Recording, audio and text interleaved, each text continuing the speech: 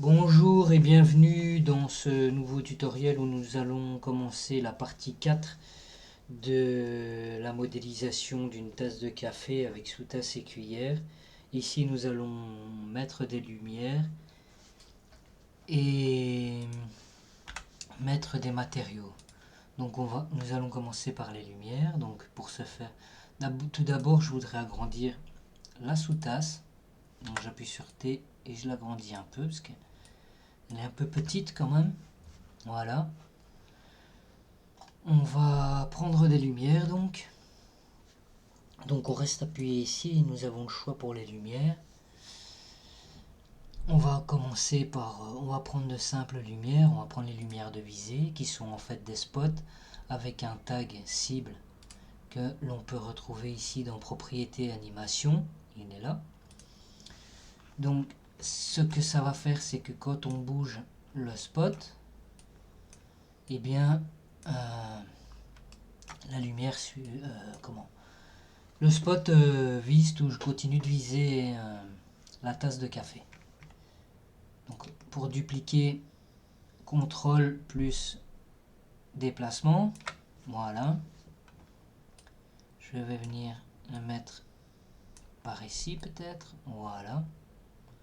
L'éloigner comme ça. On va venir se positionner comme ceci. Donc nous avons de lumière, ce qui n'est pas trop mal. On va maintenant se rendre dans rendu. On peut également le faire avec le raccourci Alt R, donc zone de rendu interactif. Ici, pour avoir cette zone de rendu. Donc ça nous permet d'avoir un rendu dans la scène et grâce à cette petite flèche, on peut bouger la qualité, augmenter ou diminuer la qualité. Bon voilà. Je retourne dans mes lumières et on peut voir que nous n'avons pas d'ombre.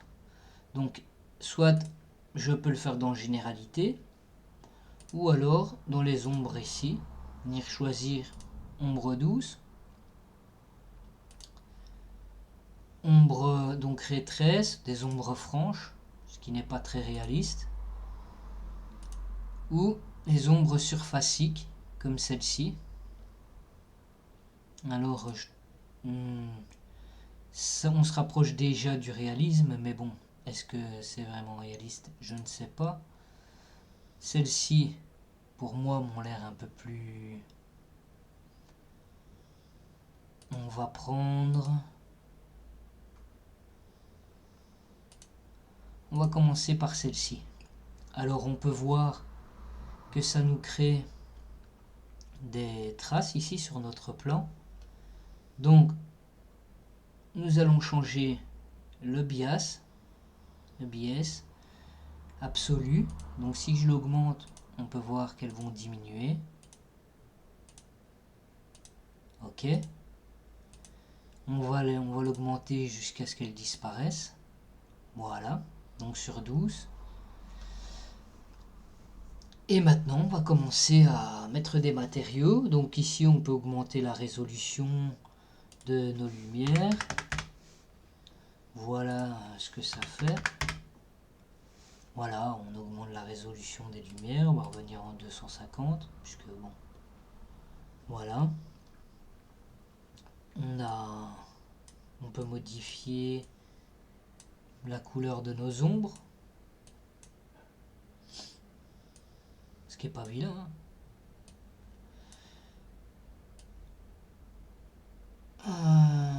Donc on va les laisser en noir. On a les contours de l'ombre. Voilà, ça c'est ce que ça fait. Cône d'ombre. Voilà, c'est pas ouf. Enfin,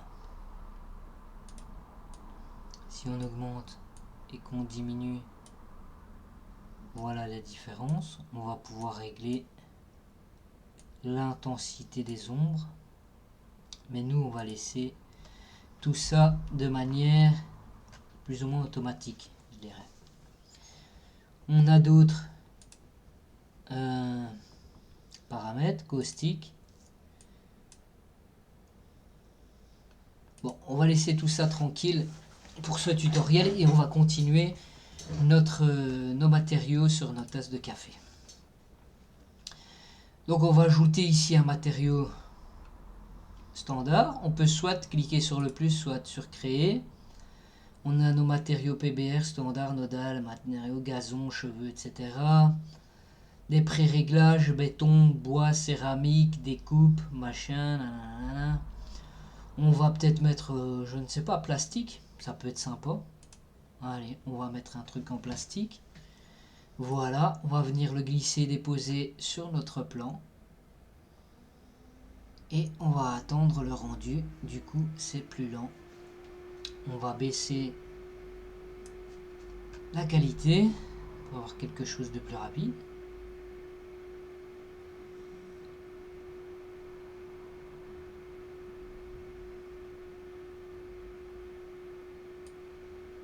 Mais puisque je vois que c'est plus lent comme ça, on va simplement mettre sur le plan, on va mettre un matériau tout simple. Voilà, j'ai supprimé, je remets ça. On clique ici, nous avons les paramètres, couleur. On va mettre une couleur. On va mettre du rose. Voilà, on va mettre cette couleur qui est pas trop mal, qui est fort agressive. Voilà, on va l'éclaircir. Voilà. On va laisser comme ça. C'est très rose. On va mettre un peu plus rouge. Voilà. Bon. On va créer, donc on va l'appeler plan. Je double-clique, plan. Voilà. On va créer un nouveau matériau. On va commencer par la tasse. Donc pour ça, on va donc cliquer sur le plus.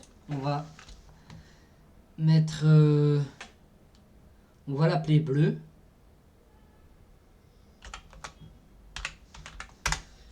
Hein, voilà, on va le glisser sur notre tasse et on va modifier ses paramètres. Donc nous allons venir donc dans la couleur, on va changer sa couleur. Voilà. C'est un peu plus clair comme ça. Voilà, qui est pas mal.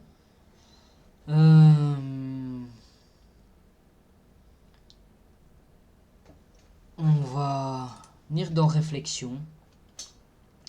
Et ici, on a type, spécularité, bin, ancien système. On va changer ça.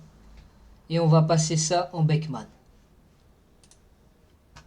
Qui est un peu plus simple, je trouve. Donc nous avons la rugosité, l'intensité de réflexion, l'intensité spéculaire et le relief. Donc, on peut... Donc si on augmente la rugosité, bien sûr, il y a moins de réflexion.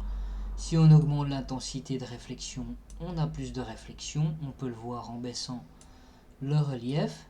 Voilà. La rugosité. Voilà. Là, on a une réflexion comme ça, qui n'est pas mal, mais on va augmenter un peu la rugosité de la tasse. Voilà. L'intensité spéculaire, ici, ça va être... Vous voyez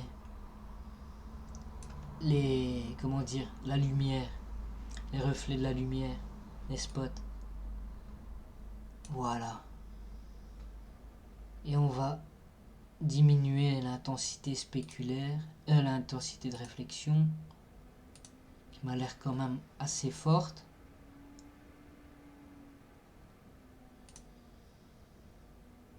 Voilà.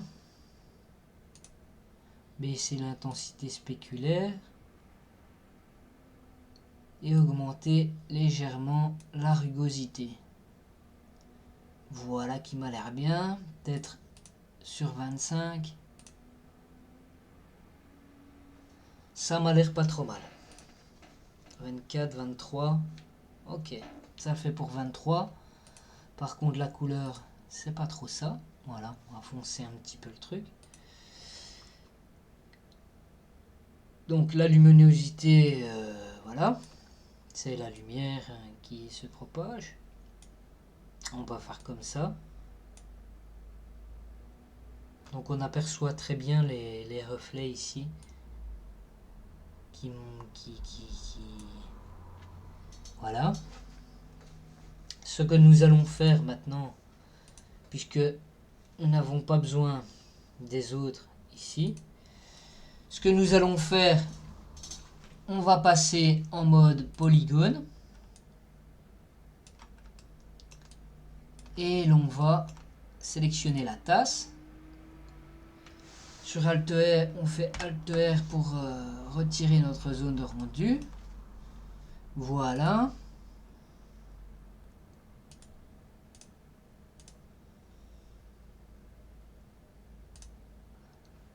Et nous allons, on va appuyer sur Q pour retirer le Subdivision Surface et on va venir sélectionner grâce à notre outil boucle ici.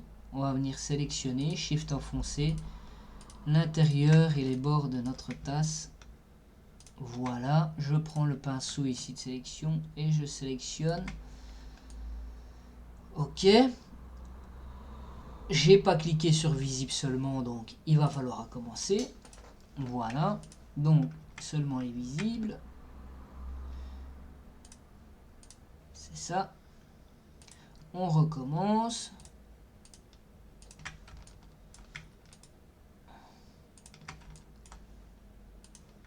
Pinceau de sélection. Voilà.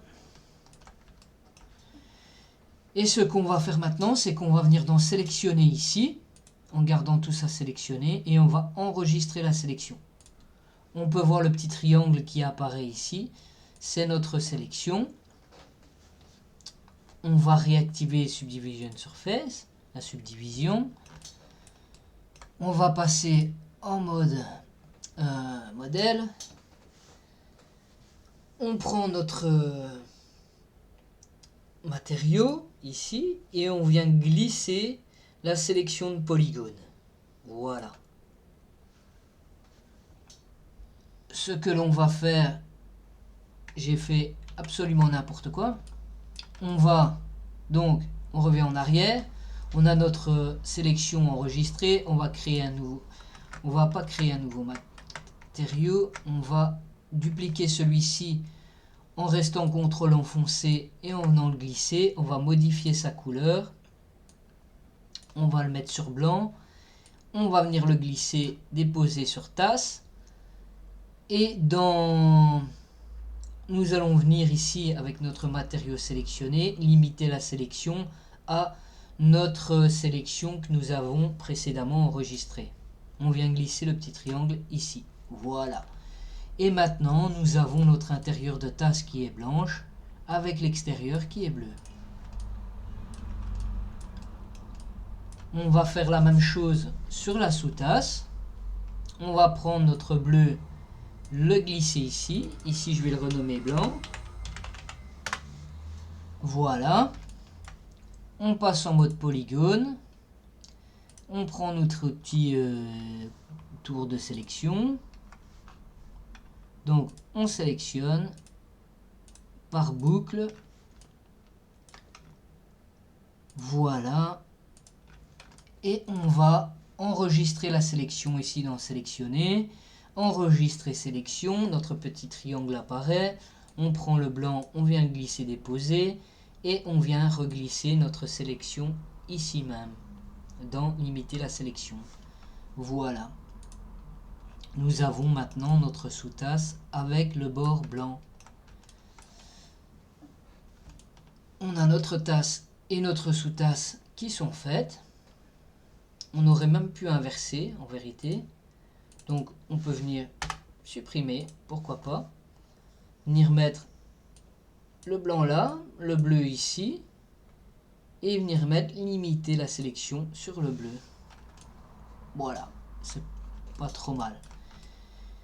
Nous avons, il nous reste notre cuillère il faut lui donner un aspect métallique. Donc on va cliquer ici sur créer créer. Et on va sur pré-réglage de matériaux nodaux. Ici, nous avons béton, bois, céramique. On voit qu'on a déjà des matériaux pré-conçus. Donc, on clique sur métal.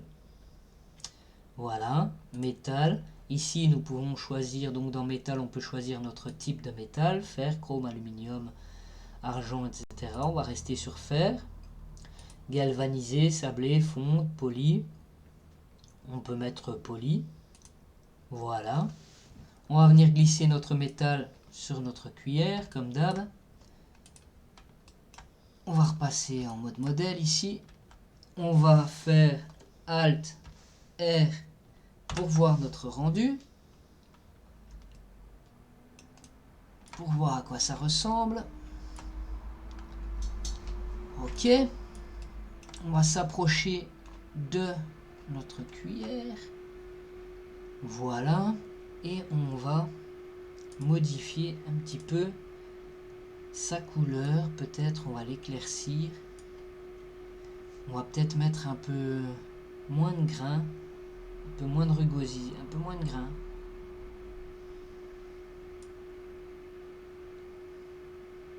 Histoire qu'elle soit un peu plus lisse.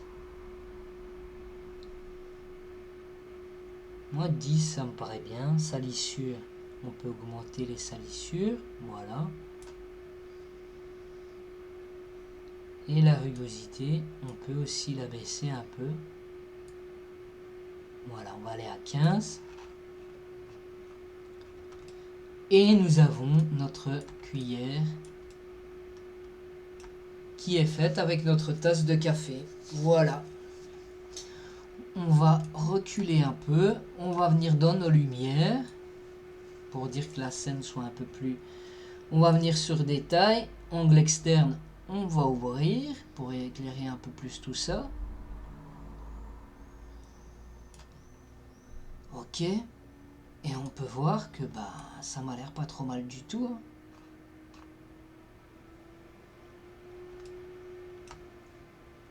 Et voilà la scène de notre tasse à café terminée avec sa cuillère, la sous-tasse, etc. Voilà vu de l'intérieur à quoi ça ressemble.